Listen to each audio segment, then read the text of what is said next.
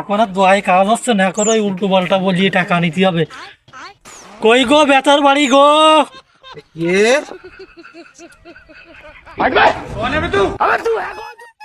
10-5টা টাকা দিয়ে দে না রে ভাই।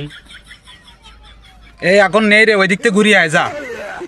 আরে বাবা তুই ভালো একটা সরকারি চাকরি পাবি, 10-5 টাকা দিয়ে দে না রে ভাই। আরে শালা আমি তো মূর্খ।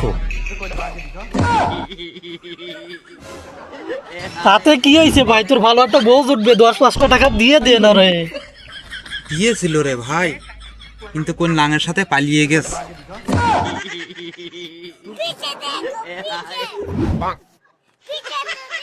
তবু 10-5টা টাকা দিয়ে দে না রে ভাই, তুই ভালো বড় বিজনেসম্যান হবি এক সময়।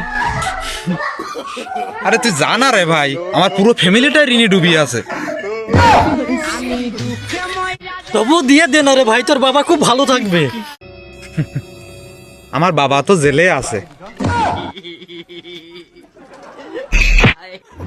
শালা তাহলে তুমি এখানে কি করতেছ? তুমি তো আমার দলের লোক, এদিকে আসো। এনে দেওয়া খালা আর এই গামছা, তুই ওই গ্রামে যাবি আর আমি এই গ্রামে যাবি।